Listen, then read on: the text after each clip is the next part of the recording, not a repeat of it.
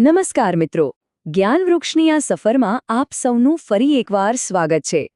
આજે આપણે જીપીએસસી જેવી સ્પર્ધાત્મક પરીક્ષાઓ માટે એક ખૂબ જ મહત્વના વિષય સામાજિક ભૂગોળ પર ઊંડાણપૂર્વકનું અને તુલનાત્મક વિશ્લેષણ કરવાના છીએ। ચાલો આપણે ચર્ચાની શરૂઆત એક એવા સવાલથી કરીએ જે લગભગ દરેક પરીક્ષાર્થીના મનમાં હોય છે। આટલા બધા ડેટામાંથી પરીક્ષા માટે ખરેખર શું અગત્યનું છે? કયા આંકડા પર આપણે સૌથી વધુ ફોકસ કરવું જોઈએ? બસ આ જ સમજવું એ આપણો આજનો મુખ્ય હેતુ છે। તો આ આખા ટોપિકને આપણે બરાબર સમજવા માટે આ 6 ભાગમાં વહેંચીને આગળ વધીશું। આપણે વસ્તીના આંકડાથી શરૂ કરીને શહેરીકરણ અને સ્થળાંતર સુધીના દરેક મહત્વના પાસાને આવરી લઈશું। તો ચાલો શરૂઆત કરીએ આપણા પહેલા અને સૌથી પાયાના વિભાગથી, વસ્તીના વિતરણ, ઘનતા અને વૃદ્ધિથી। જુઓ આ આંકડો કેટલો મોટો છે। 2011ની વસ્તી ગણતરી પ્રમાણે ભારતની વસ્તી હતી 121 કરોડ। આ એટલે દુનિયાની લગભગ 17.5% વસ્તી।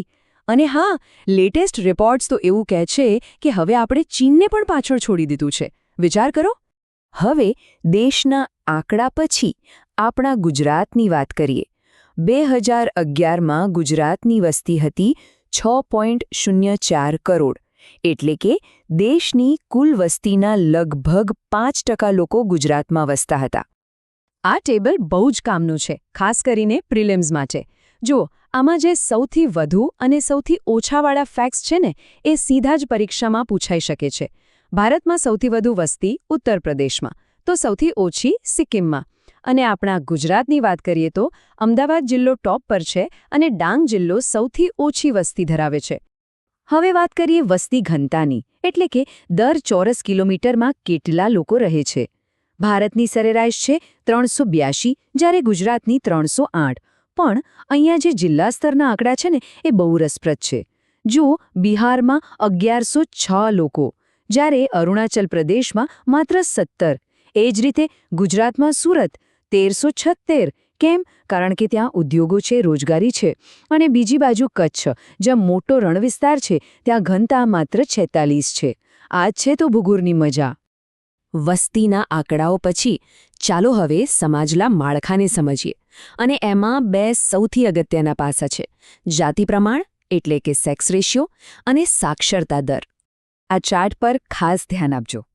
ભારતનું સરેરાશ જાતિ પ્રમાણ 943 છે, પણ ગુજરાતનું 919, એટલે કે રાષ્ટ્રીય સરેરાશ કરતાં ઓછું।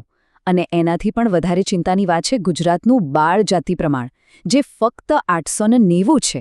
આ જ કારણ છે કે સરકારે બેટી બચાવો, બેટી પઢાઓ જેવી યોજનાઓ પર આટલો ભાર મૂકવો પડ્યો। અહીંયા પણ માત્ર આંકડા નહીં, પણ એની પાછળના કારણો સમજવા જરૂરી છે। કેરળમાં 1084, એટલે કે પુરુષો કરતાં સ્ત્રીઓ વધારે। ગુજરાતમાં જુઓ, તાપી જિલ્લો 1007। આનું કારણ છે ત્યાંની આદિવાસી સંસ્કૃતિ, જ્યાં દીકરીઓને વધુ સન્માન અપાય છે। અને સુરતમાં 787 કેમ? કારણ કે ત્યાં મોટી સંખ્યામાં પુરુષો રોજગારી માટે સ્થળાંતર કરીને આવે છે। સાક્ષરતાની વાત કરીએ તો ગુજરાત રાષ્ટ્રીય સરેરાશ કરતાં આગળ છે। ભારતની 74.04% સામે ગુજરાતની 78.03%। આ સારી વાત છે। પણ અહીંયા પણ જો આપણે પુરુષ અને સ્ત્રી સાક્ષરતા વચ્ચેનો તફાવત જોઈએ તો એ હજુ પણ સ્પષ્ટ દેખાય છે। આ ગેપ ઘટાડવો એ એક મોટો પડકાર છે। સારું, તો વસ્તી અને સમાજની વાત થઈ। હવે જોઈએ કે આ લોકો કામ શું કરે છે, એટલે કે દેશનું વ્યવસાયિક માળખું કેવું છે। આ ચાર્ટ જુઓ, આ છે ભારતની જીડીપી, એટલે કે દેશની આવકમાં કયા ક્ષેત્રનો કેટલો હિસ્સો છે। સૌથી મોટો હિસ્સો કોનો છે? સેવા ક્ષેત્રનો, 54%। એટલે કે આપણી અર્થવ્યવસ્થા સર્વિસ ડ્રિવન છે। પણ અહીંયા જ એક મોટો ટ્વિસ્ટ છે। આવકમાં ભલે સેવા ક્ષેત્ર આગળ હોય, પણ રોજગારીમાં જુઓ, લગભગ અડધા એટલે કે 49% લોકો હજુ પણ ખેતી સાથે જોડાયેલા છે। આ શું બતાવે છે? આ બતાવે છે પ્રચ્છન્ન બેરોજગારી, એટલે કે ખેતરમાં જ્યાં 2 માણસની જરૂર હોય, ત્યાં 4 લોકો કામ કરતા હોય। આ એક બહુ મોટી સમસ્યા છે। અને આ જ સંદર્ભમાં આ શબ્દ સમજવો બહુ જ જરૂરી છે: ડેમોગ્રાફિક ડિવિડન્ડ। સાદી ભાષામાં કહીએ તો જ્યારે દેશમાં કામ કરનારી વસ્તી એટલે કે 15 થી 59 વર્ષના યુવાનો, આશ્રિત વસ્તી એટલે કે બાળકો અને વૃદ્ધો કરતાં વધારે હોય, આ ભારતની સૌથી મોટી તાકાત છે. પણ જો આ યુવાનોને આપણે યોગ્ય શિક્ષણ અને રોજગાર ન આપી શક્યા તો આ જ તાકાત એક બોજ પણ બની શકે છે.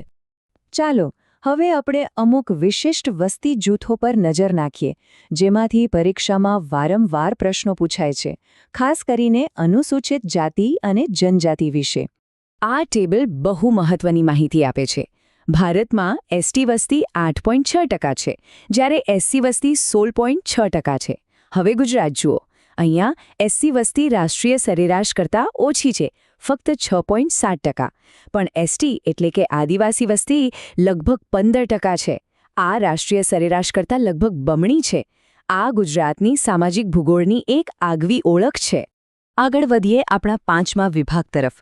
આપણે લોકોની વાત કરી, એમના કામની વાત કરી. હવે વાત કરીએ લોકોની હેરફેરની, એટલે કે શહેરીકરણ અને સ્થળાંતરની. આ ચાર્ટ એકદમ સ્પષ્ટ છે. ભારતમાં 2011માં લગભગ 31% લોકો શહેરોમાં રહેતા હતા. એની સરખામણીમાં ગુજરાતમાં આ આંકડો લગભગ 43% હતો. આ બતાવે છે કે ગુજરાત ભારતના સૌથી વધુ શહેરીકૃત રાજ્યોમાંનું એક છે. તો લોકો ગામડા છોડીને શહેરોમાં કેમ આવે છે? એના માટે આ 2 પરિબળો સમજવા જરૂરી છે. પુશ ફેક્ટર્સ એટલે કે અપાકર્ષક પરિબળો જે લોકોને ગામડું છોડવા મજબૂર કરે, જેમ કે ગરીબી, બેરોજગારી. અને પુલ ફેક્ટર્સ એટલે કે આકર્ષક પરિબળો જે શહેર તરફ ખેંચે, જેમ કે સારી નોકરી, સારું શિક્ષણ, સારી સુવિધાઓ. સુરત એ પુલ ફેક્ટર્સનું ઉત્તમ ઉદાહરણ છે. સારું, તો આપણે 5 વિભાગોને વિગતવાર સમજ્યા. હવે પરીક્ષા પહેલાંના ઝડપી રિવિઝન માટે ચાલો આખા વિશ્લેષણના જે સૌથી અગત્યના મુદ્દા છે એને ફટાફટ ફરી એકવાર જોઈ લઈએ. સૌથી પહેલાં ભારત માટેના મુખ્ય તથ્યો. સૌથી વધુ વસ્તી ઉત્તર પ્રદેશ, સૌથી વધુ ઘનતા બિહાર, સૌથી વધુ જાતિ પ્રમાણ અને સાક્ષરતા બંનેમાં કેરળ, અને સંખ્યાની દ્રષ્ટિએ સૌથી વધુ આદિવાસી વસ્તી મધ્યપ્રદેશ.